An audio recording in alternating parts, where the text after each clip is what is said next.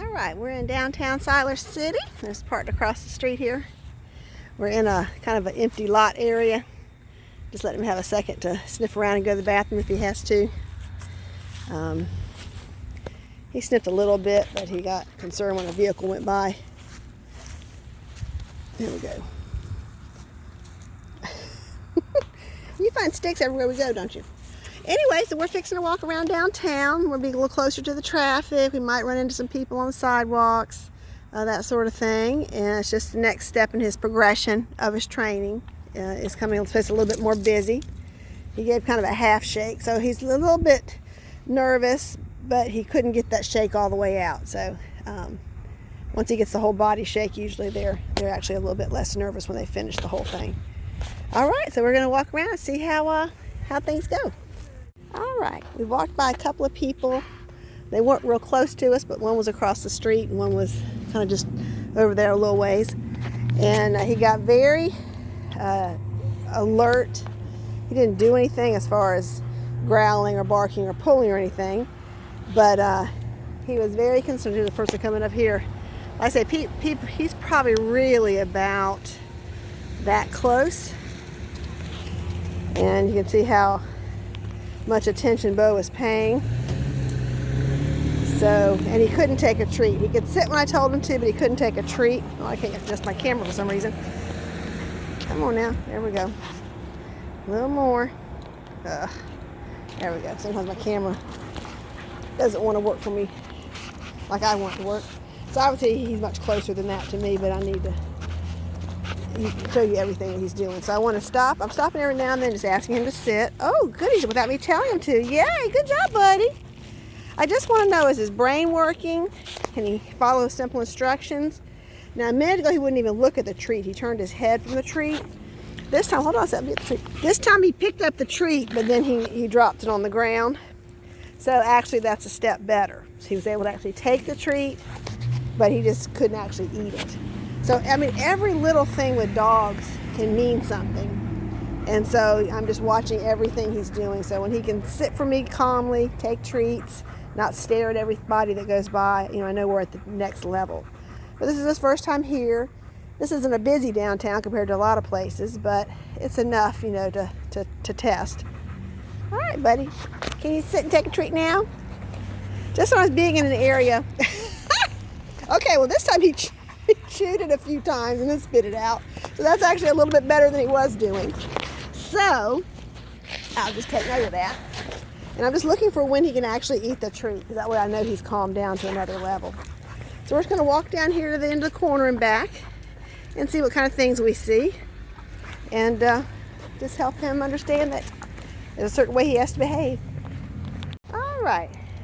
We're at the end of the block now. This intersection seems to be a little, you want to smell the fire hydrant? This intersection seems to be a little more stressful for dogs. I'm not sure why. Of course, things are closer than they appear. Probably at least a third to half as close.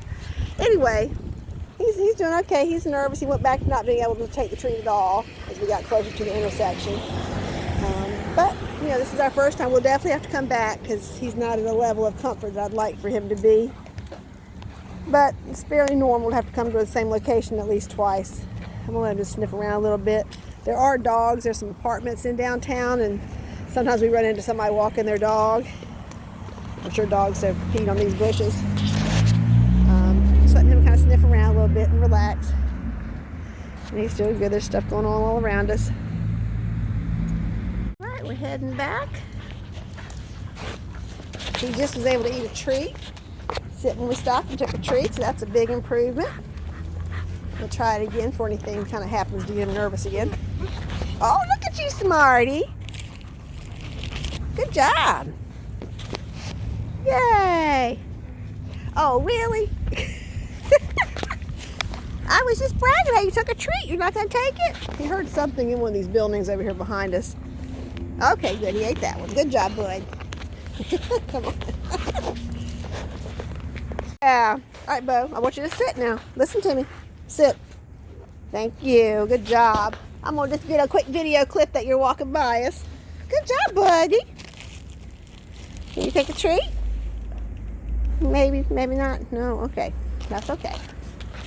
Okay, so he hasn't done anything scary. He just was staring and concerned. So I backed up just a little bit because I wasn't sure where the person was going. I wanted to give them room. That was very good. They came out this door kind of unexpectedly for us. But that's why we work out in the real world, because things happen.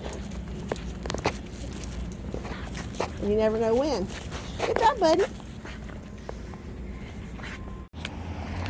Yeah. We're starting to stare. We got somebody walking by. Hey, how you doing? We're just in dog training. Good job, buddy. Come on. Thank you. Good job, buddy. That's how you do it. Good boy. Okay, that person was fairly close to us, probably within about 10 or 15 feet. Staring, but not really doing anything inappropriate. Good job, boy. He was a little concerned, but he's just figuring it out. That everywhere we go, nobody's going to hurt him. All right, come on. Head back to the truck. We're back where we started.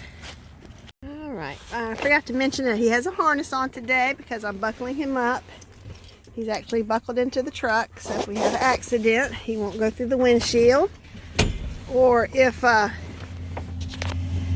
he tries to sneak out the door, I'm not going to let him. He won't be able to slip out the door. I'm going to get away. Especially if I'm pulling up somewhere when there's people right there outside the truck or something, and he might want to do something sketchy.